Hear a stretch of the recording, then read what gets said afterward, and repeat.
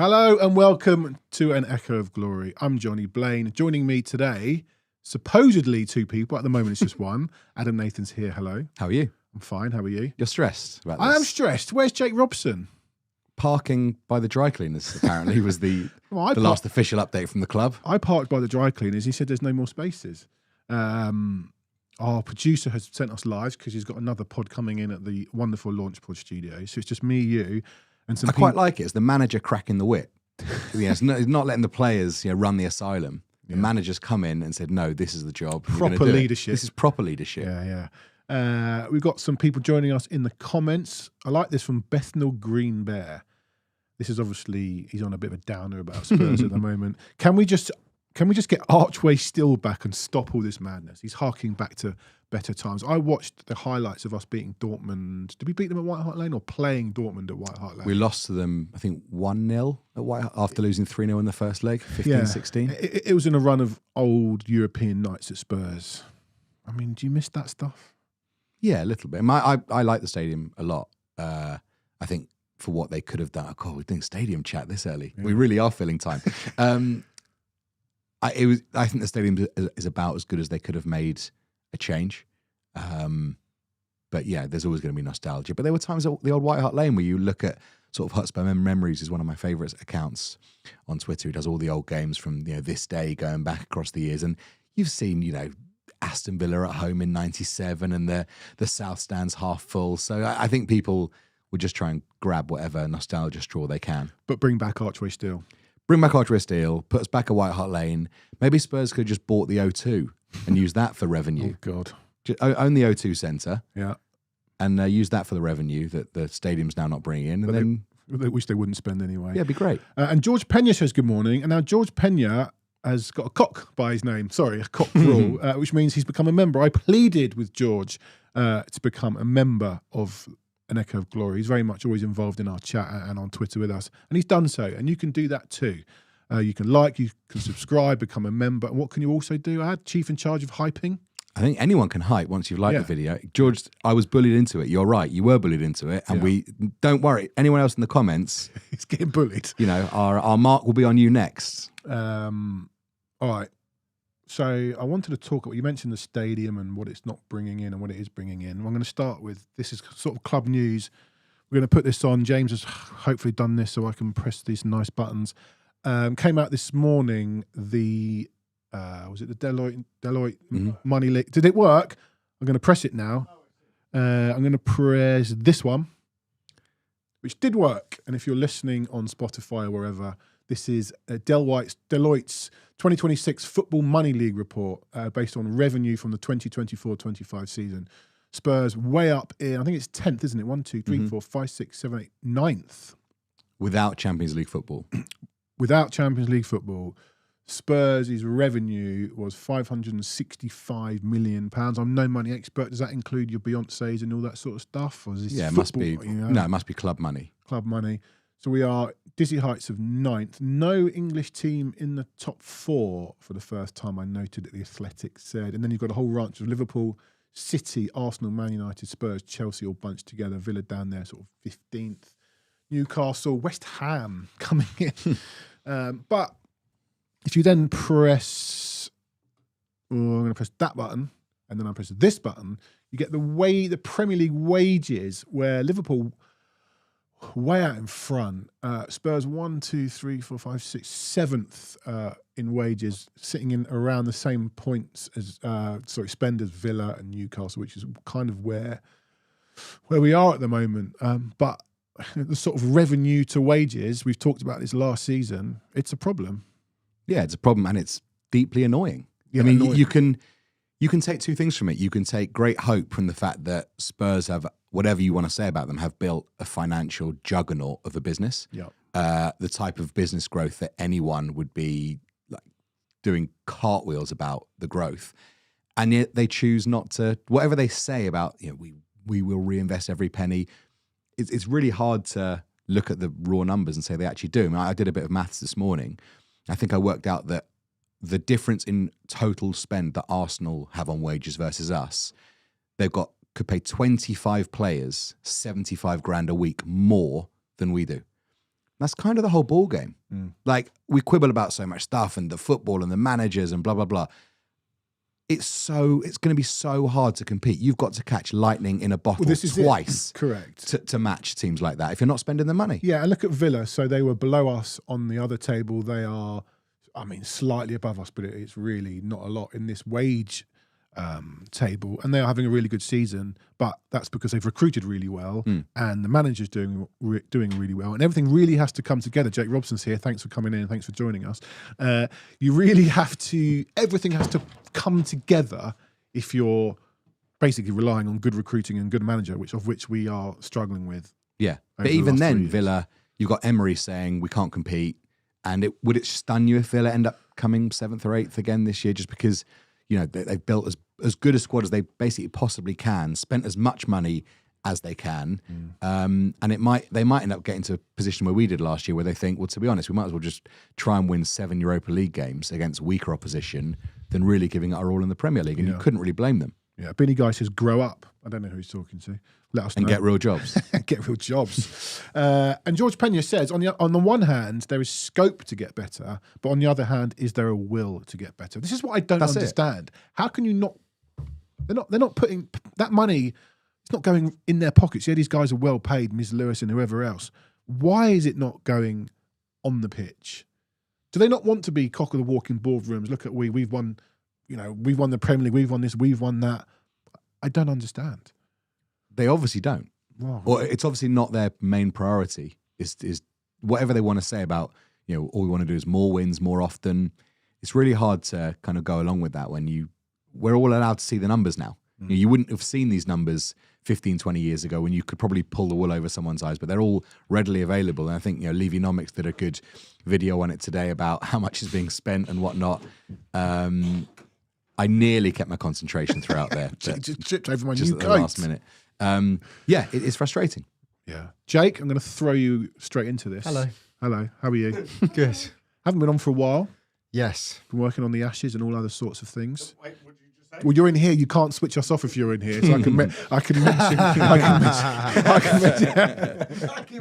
He's got buttons everywhere.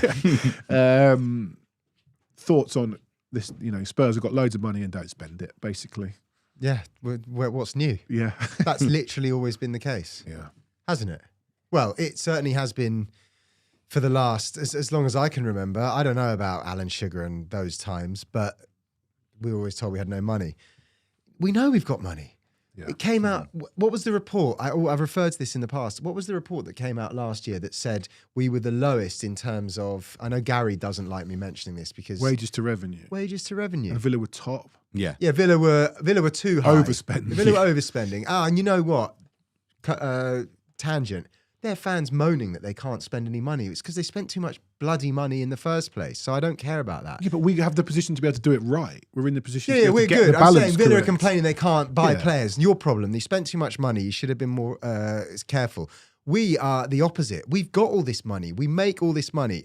Is it less clear? I can't be. Is it as black and white as that? It is as black and white as that, isn't it? Unless there's something that we're missing, it does appear. This is the bit I don't understand. And I haven't understood it for, well, I haven't understood it for a while. And when that report came out last year, I was like, that's it. That is it. And I've said this to people, anyone that will listen. Everyone said Daniel Levy was the problem. If anybody knows anything about the rest of the hierarchy, I don't believe for 1 second that he was the sole decision maker at the club. Well, In a lot of the time an he was employee there. of Enoch. It's becoming quite clear. There you go. And, you know, he can have gone, and he has gone. And so far, it's been the same old story. Yeah. All right. Moving it on from that sort of stuff. But just lastly, does that narrative change in the next 8 days if we sign? You're not signing a big player in January. January. It's not happening in January. We kind of have to give them the summer window. But as we talked to Jack Pitt-Brook about, and we've said on here numerous times, who knows what the plan is? Is there suddenly going to be a gear change? Well, Vinay did say in those much lauded programme notes last week that they want to assess the wage structure, which I think is probably the first time that's been addressed publicly by a Spurs figure, that we don't we'll spend do it the for you. wages You're to not compete. spending enough. Yeah, but it's all very well us saying it. For them to actually say it, and look, all we ask is for them. That he didn't have to do the program notes. He didn't have to say more winning more often in the summer. They don't have to say we're going to start spending more money and more money on wages. But if you're going to say it, you've put it on record and you are now accountable to us because you've offered the thoughts and we've had to listen to it. So in a way, they should be under loads more pressure because we didn't ask you to say this stuff. You told us. So do it. Do it. Well, so do we maybe have to wait until however long for this new structure at the top? Because it seems to be changing by every 3 or 4 weeks. Somebody's being brought in, somebody's leaving. How long do we have to wait? I think summer window. I think summer window. I don't think January is easy to sit here and go, you've got to spend this, you've got to spend that. It's not that easy. No, I agree with that. I think we have to ride it out until the summer. And actually, I think we said it in the past. Signings like Conor Gallagher are exactly what you need to do in January. Profile of. But even then, with the Gallagher signing, sorry to interrupt, Villa may have wanted him. We thought, do you know what? We'll just buy him, and they just bought him that day. Yeah, because they could spend 10 million quid more than Villa. Basically anyone else. Yeah, you know why though? Because it was a deal that apparently was easy to get done. But they're all easy because we're rich. Well, I tell you, it's like you hear like these things. This was an easy deal. We did it really quickly. What does that even mean? Have you ever spent the money? Yeah, but have you ever done like a fantasy football auction where you've got at the end you know that you've got 0.8 million left, and the other bloke you're fighting with has only got 0.3, and the moment you get to 0.4, it's yours. This is what it's like buying players that Villa want because they can't spend any. Sure. So that was why it was so easy. All right, another injury. We'll talk about that before we get to Tuesday's game. Well, it's related to Tuesday's game, but Lucas Bergvall is now injured. David Ornstein has also reported out for probably a couple of months with a high ankle sprain. That's a bad ankle sprain, is it? The NFL talk about their ankle sprains a lot more, and the high ankle is always seen as the bad one, and the low ankle is the one that you run. Obviously. I mean, maybe having him jump up and down the sides on the pitch is... Where would we have been without this? Well, you know. Without this confirmation. Maybe having him jump up and down and playing 5 minutes extra on Tuesday turned it from a low into a high. Who knows? But it's another one. And, there's conspiracy theories. It's the pitch, it's the training ground, it's the medical staff. One of the 19, 20 people in the boardroom has to get hold of this and it has to stop. Yeah.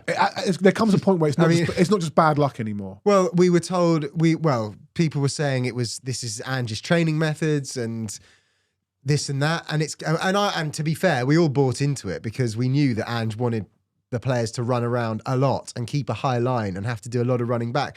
And we got soft tissue injuries. Yeah. So we just assumed that's what it was. He's running them too hard in training. But now what? He's not there anymore. Yeah, I mean, mostly it's been unfortunate injuries. Is it Richarlison's got a hammy, Kudus has got a thigh? Yeah, look, it obviously wasn't just Ange, let's be real. Bring him back. All right, but we've got a positive because we won a football match. It's true. Great. Yeah, I know. Fifth. I thought you were going to say we've won another home game in Europe. But well, I'm going to come to that. That's almost automatic these days. It'd be a surprise to not win in Europe. The win has put us fifth in the Champions League table, which means we win next week against Frankfurt, we will be guaranteed top 8.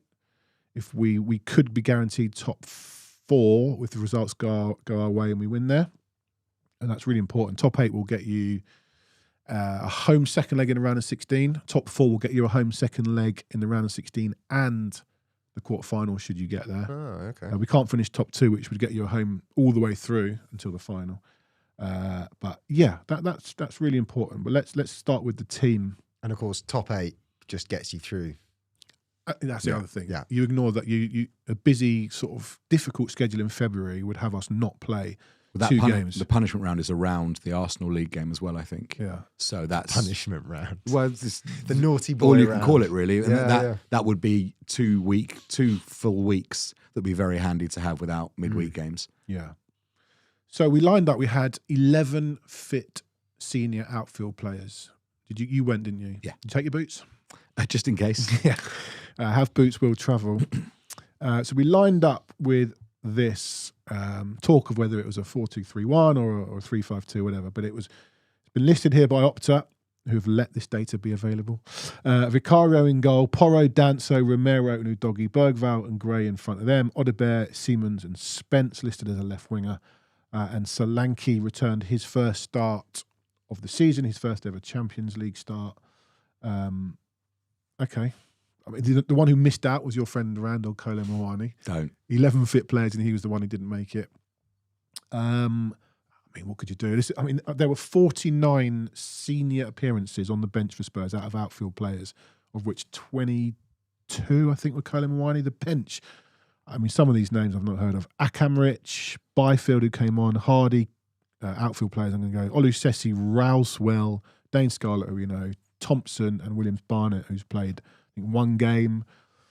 Incredible night for the boys on the bench. Yeah, amazing, but it shows the injuries. It shows the mismanagement of the Champions League squad. Matisse Tell was dropped, and obviously some people were really saddened and disappointed by that. Unfortunately, big decisions need to be made. Dominic Solanke is our main centre forward. He's now back. He needs to play. Was it a case of anyone could have been dropped and he just chose Tell? I mean, Tell was always going to be the one. But Well, it had to be Tell. Yeah, why is it mismanagement of the Champions League squad? The numbers are that as they are. Well, the mismanagement of the squad overall means we've had to leave plenty of people out. I mean, This may have been asked before, but if you have you have your squad for the Champions League, how can you just fill it with a load of guys that aren't in the? How can you fill the bench? Over 21s is the limit.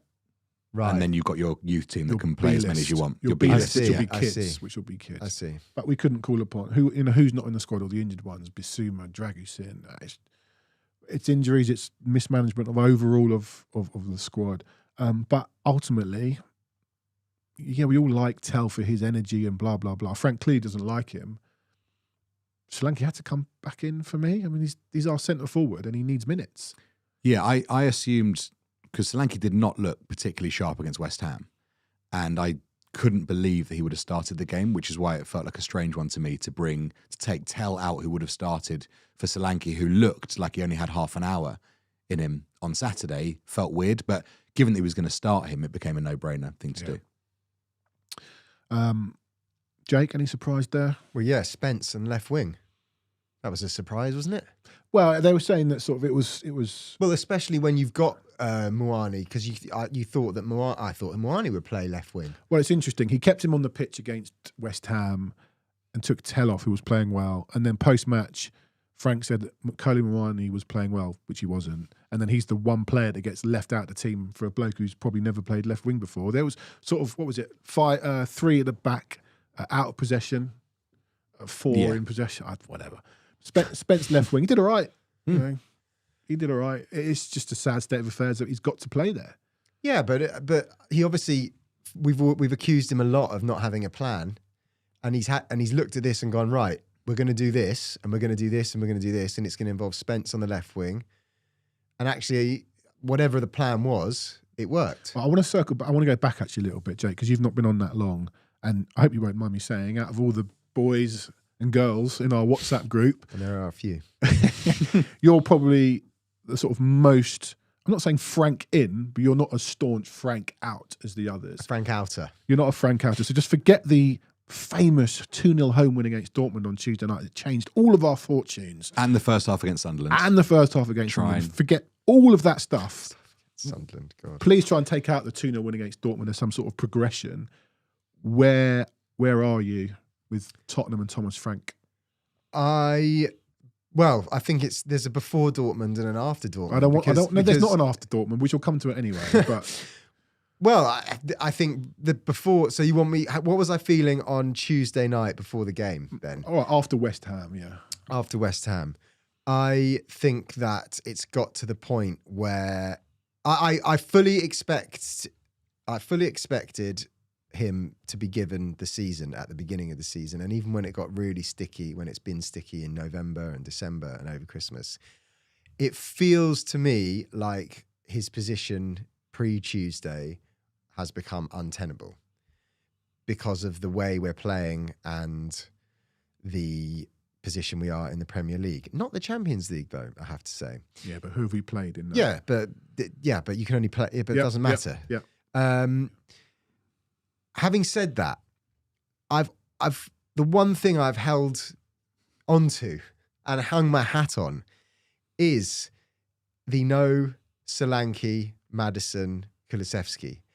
And it's almost like, in a way, it has been by some, you're gone, well, they're not there, but, still I expect it to be better.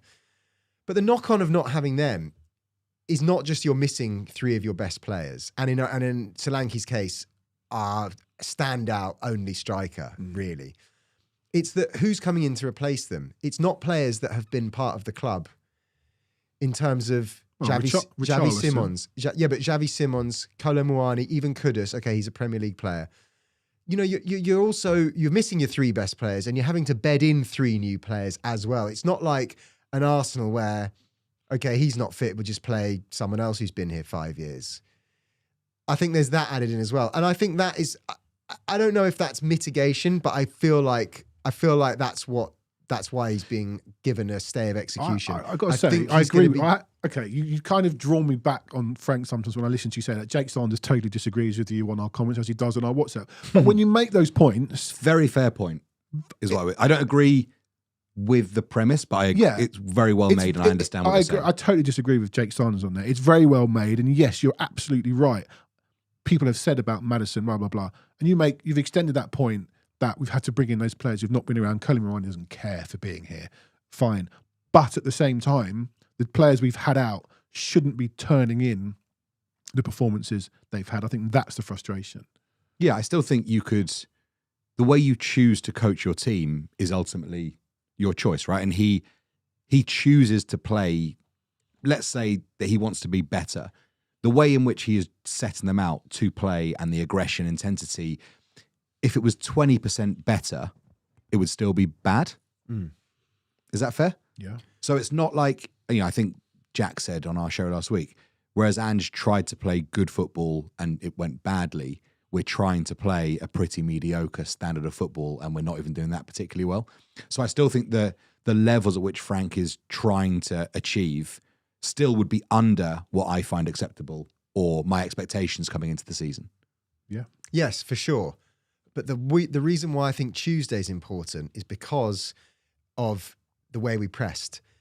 And we pressed them better than any other time I've seen us do that this season. I'll stand corrected. City was good, actually. Obviously, City was good. Almost feels like a different season. Yeah. And I can't help but think that Solanke is a part of that. And his hold-up play is good. I said this in the WhatsApp group. His hold-up play, the way he brings other people in, his strength on the ball, his movement, dropping deep and then going beyond runners off him.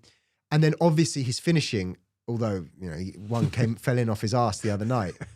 You as a defender coming up against him know that he can score various different types of goals. It's not just that, Jake. It's his hold-up play. Richarlison disintegrates when the ball's played up to him. He might as well be invisible.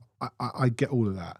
But okay, the other thing I'll say is, the one thing I can't excuse is we all thought, especially with the fitness that we've been lucky to have of the two centre-backs, I thought that we would be more solid defensively.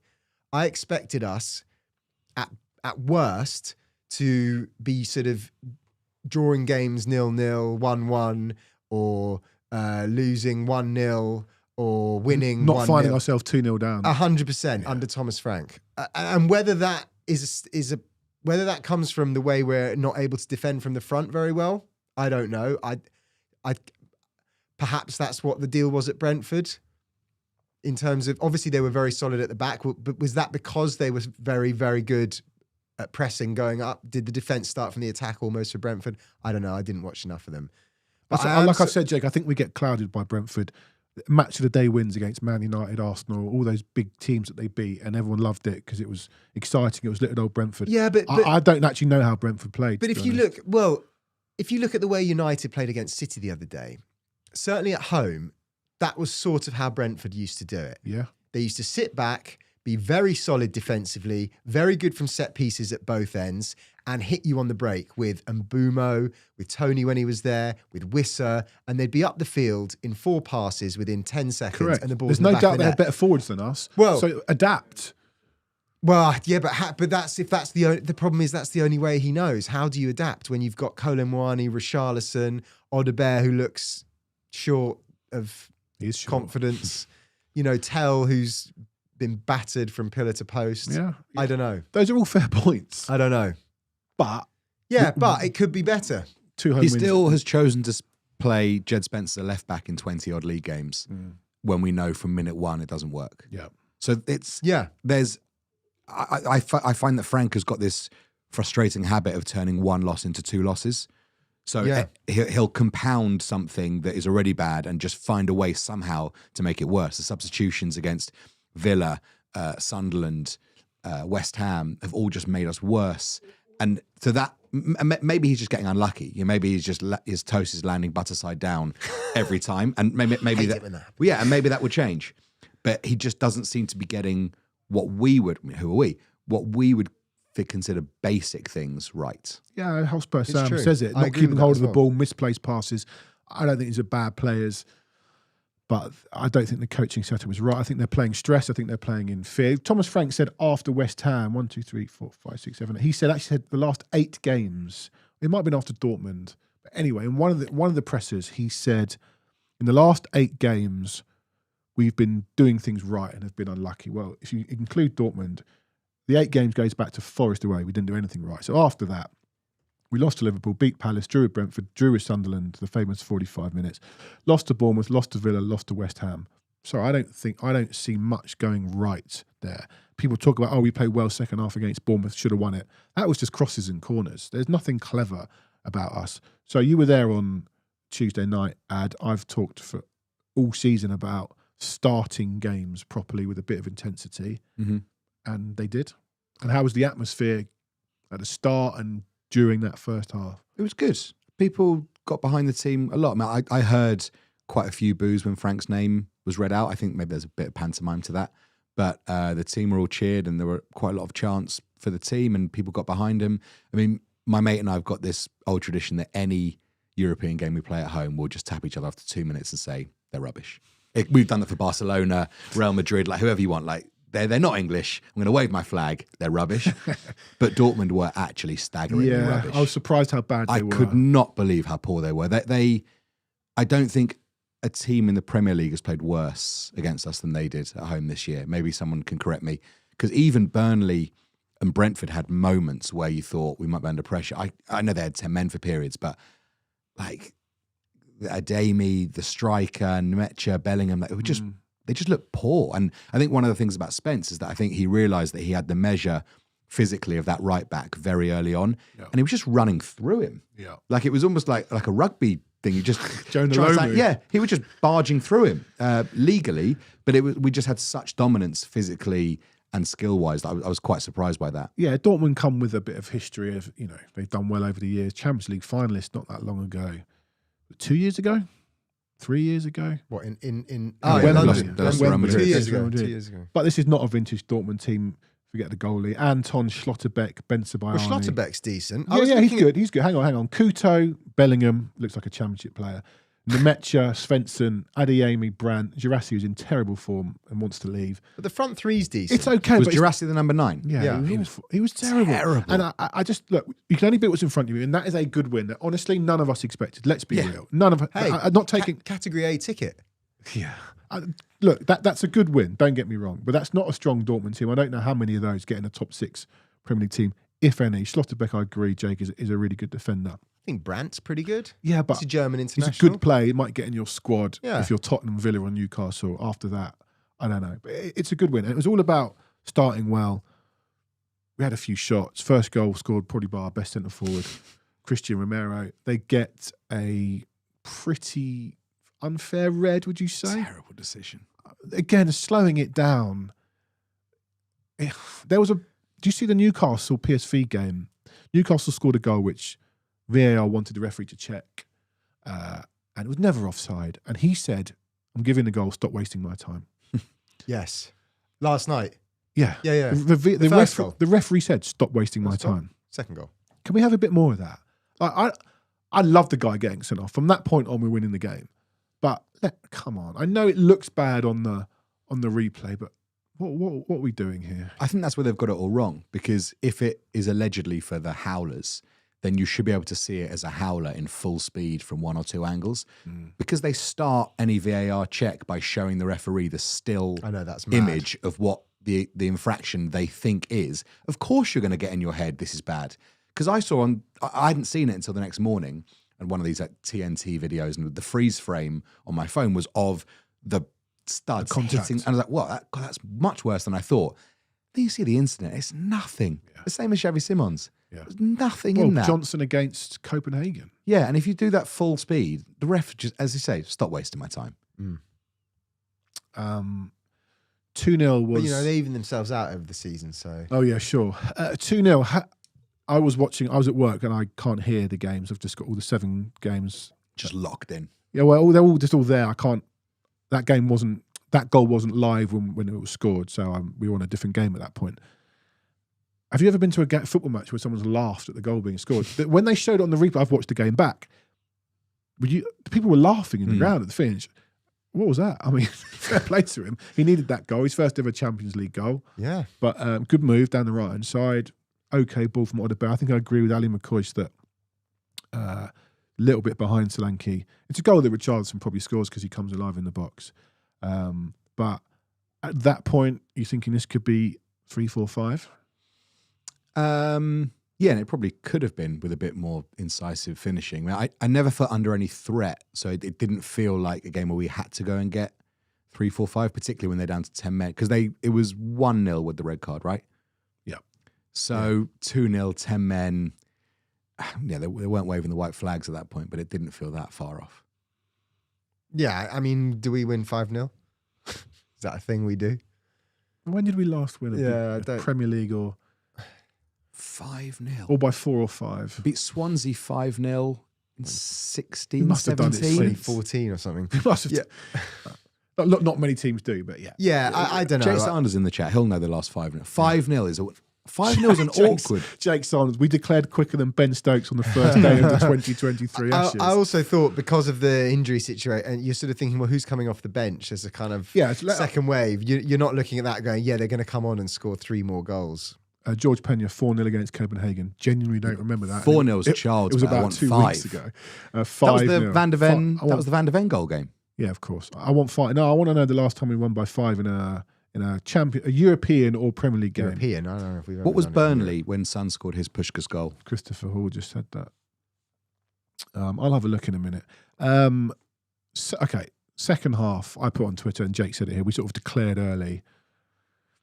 That's fine. I don't care. It was fine. Yeah, listen, I get the point. We had 11 fit outfield players. He could maybe have brought some kids on, but the game hadn't got away far enough yet for us to do so. And we had to win it. So. Yeah, I think if we've got a full bench or enough players off the bench, you come on and you're going, goal difference here, lads. Come on, let's pump this up. Net run right here, fellas. So, but I think in the situation that we're in, you've just got to just shut up shop and close it out. No more injuries, please, except we'd already had one. Except we did. Yeah, exactly. So 24 home games unbeaten in Europe. The second longest home unbeaten run in European history. I think only Barca, I think I saw it was PSG and Barca, I think only have had better. Well, when we went to Bodo in April, weren't they on a they'd only lost 1 in something similar. We saw on Tuesday, that point, you moaned about that point. And I will moan about that point till the day I pass. Bloody on your Bodo. gravestone, well, still it makes moaning. the win in April look better, although they had a lot of players out that day. But they're a technically good side. Listen, City were terrible. Jake Sanders says Everton in March 2023 was the last time we beat anyone by 5 goals. You're right. I'm just clicked into that season. Really? How big? That's not March 2023. Keep. It was coming at me. 22. Yeah, I think it was 22. Yeah. How big then is next season? Next week, sorry. Well, we didn't beat Everton by 5 in March. What, under Conte? March 22. Yeah, we did. We were beating everyone under Conte. 5-0.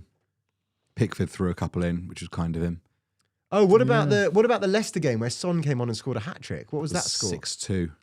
6-2. Yeah. So Everton 5-0 at home. Keane own goal. Son Kane. Reguilon Kane. Wow. Okay. Yeah, we'll come to Burnley in a sec. where was I? Home wins. Last home defeat in Europe. The only person... Last home defeat in Europe. We lost 1-0 to Leipzig, and the scorer that day, Timo Werner. This football club. It's bonkers though, isn't it? We can't win at home in the league. And that was when? Just before COVID. Yeah. And the second leg was one of our last games. We had no players. We had no players in We had the no first players in leg. the first leg, and then we lost Son and Bergwijn before the second leg. Yeah. Which is just I think a Son disaster. played in the first leg. So this is a few weeks after the Bayern Munich home defeat, was it? That season, isn't it? That season, but a few months That after. Yeah, a season, few yeah. months after. Yeah. So we had loads of injuries then as well, didn't we? Yeah, injuries and illnesses. Look, it's a good win. I don't know how good or bad that Dortmund team is. Who knows what would happen with 11? In fact, we arguably were playing better when they had 11 than we did with 10. Mark, it's a win, big win, really good to get into that top 8. Need to do it by winning at Frankfurt. Frankfurt are out. They've just sacked their manager. They've got no strikers. They drew 2-2 in Karabag. They lost. They lost 3-2 They last lost. minute. They absolutely did. Great scenes at the end. They lost They're 3-2. 33rd in the table I know. out of 36 teams. Yeah, we're the 5th best team in Europe. They're mate. below Paphos, Union Saint-Gilloise, Bruges, Tottenham. Copenhagen, Tottenham. But I mean, that's, yeah. Okay. Changes nothing for me. I'm sorry. And I think you probably agree, Ad. Changes nothing. No, I mean, look, it would be... He doesn't agree. No, we got slated for being hypocrites in like some of the chat stuff on Monday because of our flip-flopping with Ange and Frank or whatever. It would be, I'm not going to be a hypocrite and then say, oh, well, now everything's rosy, because that would be true hypocrisy. But equally, you can still say, well done, Thomas Frank. Yep. Well done, Tottenham. Yep. You turned a really hard situation into a really good win. And even the knock-on effect of now top 8 becoming really a possibility, which means that I can hammer Jake Sanders for years to come after his negativity. And I insisted we'd be in the top 8. And also, we needed just to win a game, just to lift the spirits. I mean, is that our first win of the calendar year? Yeah. Would you swap it for a win on Saturday, Probably, yeah. Jake? No, because Really? because I think it's more important in the context of the Champions League than a defeat would be in the context of our league season. Oh, here we go. We're gonna, Here we go. Here we go. I thought we were Cracks we were knuckles. getting on here until then. Jake, Well, if we lose on Saturday, Yeah. the R word I'm does looking, become I'm real. not If looking West down, Ham I'm only win. looking up. Well, you always do. Well, yeah. That is you. That is you in a nutshell. Which is- I like that. What a lovely way to look at Spurs. I but still it's the wrong don't way think, to look at Spurs. I still don't think, and how the mighty have fallen. I still don't think that you couldn't have a run that could see you finish top 6 or 7 at this point in the league. Whereas defeat in the Champions League basically makes top 8. We need snookers to get the top 8 next week because we need to win and then hope results go our way. This way, we could be finished top 8 with a draw. But that's just going out of the Champions League in March versus February. Well, or getting through. You can get a favourable draw in the quarterfinal in the last 16. I'm still very much thinking about our league form, and I couldn't give two shits about the Champions League right now. I'm Well, a delighted win's that we a win. won. Well, I'm delighted that we won, and they played pretty well. I'm not swapping it now because can't we just win on Saturday? Probably Not a bad idea. Wouldn't it be nice? Wouldn't it be nice? to win consecutive games for I think maybe just the third time this season? It worries me. Do we? What I can't quite square off in my head is how our home form in Europe's been really good, but in the league been awful, and vice versa. We've drawn away 0-0 in Monaco, and was it 2-2 or 1-1 in Bodo? 2-2. 2-2 in Bodo, and yet in the league, in the Premier League, we've had some okay wins. It doesn't. It's a add funny up. one because I'll sit here and say we've smashed Copenhagen, Slavia, and beaten Villarreal and Dortmund. Rubbish teams, Yeah. but we've also lost to rubbish teams in the league. West Ham. That's what I mean. I don't understand Bournemouth. it. How does it? It doesn't make sense. But I reckon West Ham and Bournemouth would have picked up at least 9, if not 12 points from the home games that we've had. of the opposition that we've seen. If Dortmund played like that against West Ham, Yeah. West Ham would beat them. Yeah. It's weird. You start to wonder how good, because I don't think Bayern are actually that good. They're good, but I don't think You wouldn't back Bayern to beat Arsenal over 2 legs if that's what we're relying on. Yeah, they were 11 points clear of Dortmund. I think we saw that. It's also the physicality. Like Xavi Simons was brilliant again. I think he's a little bit off with his passing again, and his shooting really needs working on. I think he's snatching at things, but brilliant against players that he was brilliant against for 3 years. I think the physicality of the Premier League cannot be underestimated. It's not a different ball game, but it is so different, which is why the players take time. Ali Tweedale in the mentions. Have we had any progressive passes since his last visit? There must be some stats going around. We tried some progressive passing against West Ham, but Xavi kept fucking them up. We also had one on Tuesday, and Mawani thought better of it than to go and get it. Look, he's right, Alex. Not saying Eintracht aren't bad necessarily. They have had tough Champions League opponents, but they are 7th in Germany. Just setting the manager cannot keep clean sheets. They're not a good side. They're not a good side. If good or bad, the thing about them is that they have absolutely nothing to play for. Yeah. Because they are out. They cannot qualify for the top 24. So this is a nothing game for them. So I know Dr. Tottenham has struck far worse times than that, but you would have to think that there's not much motivation for Frankfurt if they go a goal down to really fight back to get an equaliser, because they've got different things to compete for now. Good question from Christopher Hall. One for Ali, if you're still listening, because I don't have official data on this. Ali can answer it. Did Spence do more take-ons than any other player in the Champions League this week? Let's come to sort of team selection. Players that will be back on... Are you pouting your lips at me there? Well, I'm just thinking no one. Van de Ven will be back. No, plenty back. Van de Ven, Gallagher, we don't know about. Oh, Gallagher, Palhinha, Bissouma, Tell. My God, Bissouma. I keep forgetting. We look at a different team, or a much better team, with Udogie and Solanke playing.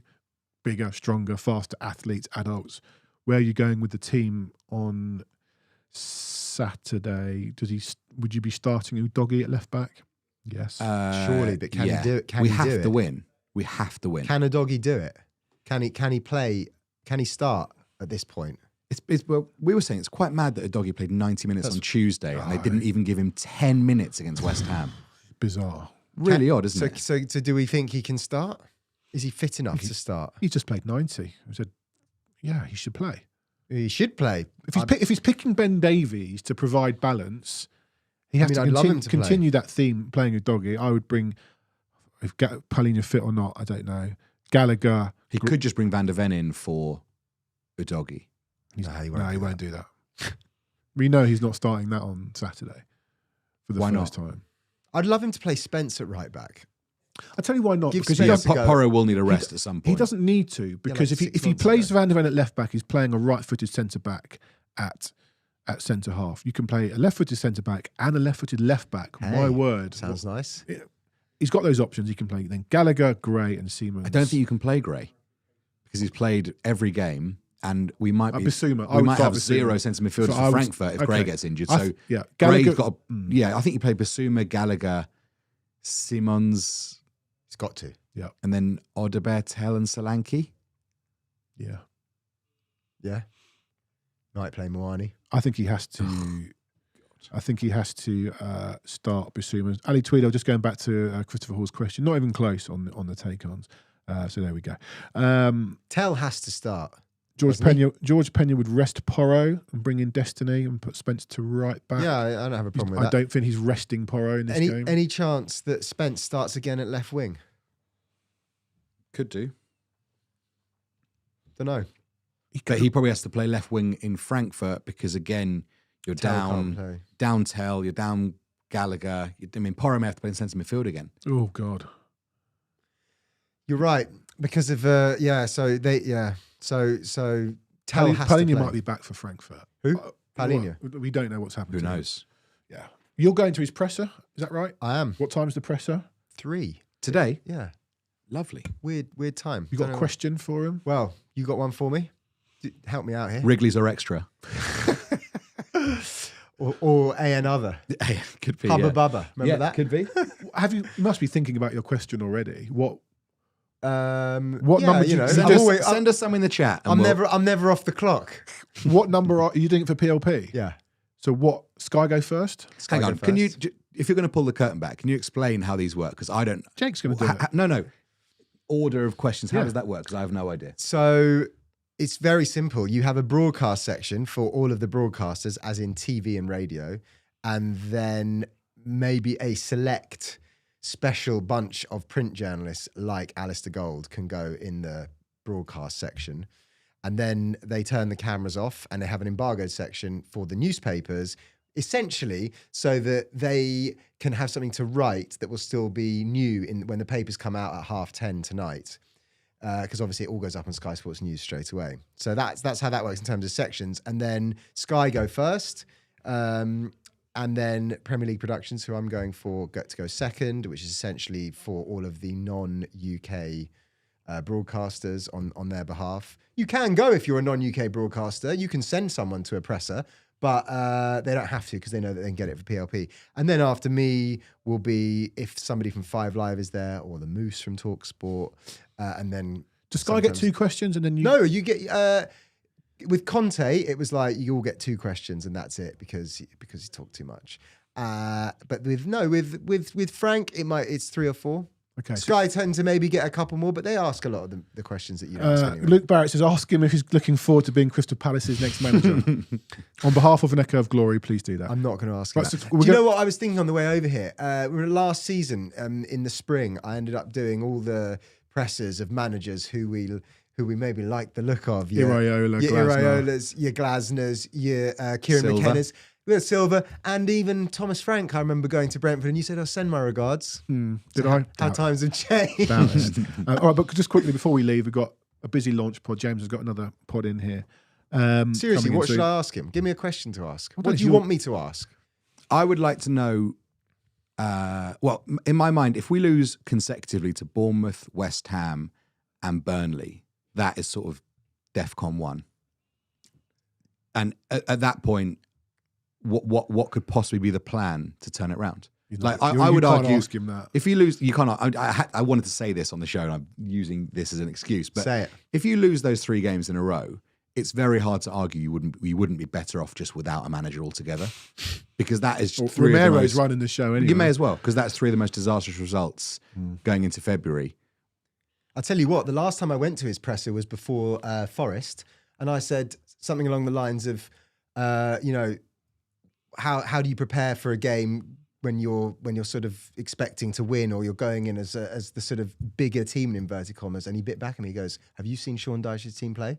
Who said that? Yeah, Frank. And I said, yes. And he goes, "So you'll know that there's never he's a good friend of mine, and there's never an easy game against a Sean Dyche team." All right. Yeah. Well, you proved it, son. Listen, you'll think of your own question. It's your job, mate. Thank you. But Barnsley says, can you speak your question loudly into the microphone? Because too often when you watch the press conferences on YouTube, you can't hear the bloody question. So, Okay. Yes. I don't know what I want you to ask him. I don't know. Is his house on the market?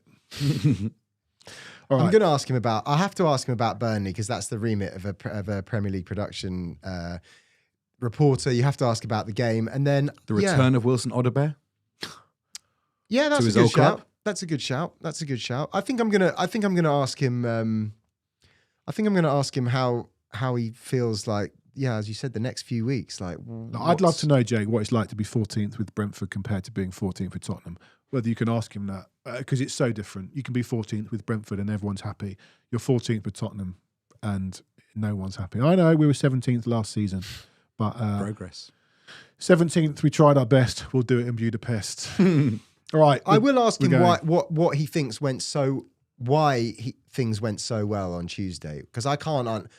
Can anybody say, apart from the fact the opposition were crap, and he's not going to say that? Yeah, good question. Where did that come from? Yeah, basically. Yeah. Good question. Every Spurs fan wants to know how we actually won a football match. Yeah. Okay, we're leaving it there. We're back on Monday. Can't remember who's in. Diamond and Robbins, I think. It's not Sanders. It's not Sanders. He's still on his honeymoon in Thailand. Great pictures. Great picture. Got his shirt off again. Great pictures. Love it. All right. I think James is listening. I can't find the end stream button. So we will see you on Monday after we've done some things at Burnley. You're right, George. Quick Done some predictions. bits. Quick Predictions. predictions. At Burnley, Yeah, 3-0 to Burnley. to Tottenham.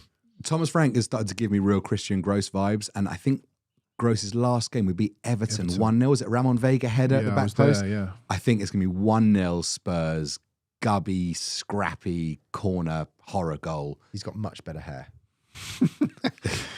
Any hair. And that'll be that. I think we'll win, but I wouldn't be surprised if we didn't. There's my prediction. All right, we'll see you on Monday. Poll. Close off the poll. I'll close off the poll. How many times have I tried to end this? Is Thomas the Frank Engine going to win the Champions League? 13% said yes, 34% said no, and 52% said grow up. Oh, that's probably why Binny Guy told us all to grow up. Yeah. Oh, that makes sense. Yeah. Yes. So we're not going to win the Champions League. Thomas Frank isn't going to do it. Someone else will come in and do it for us in May. All right, like, subscribe, hype, do all of that stuff. And we'll see you on Monday. And up the Spurs. Yeah, you see, he's not listening, is he? All right, I'm going to press end stream.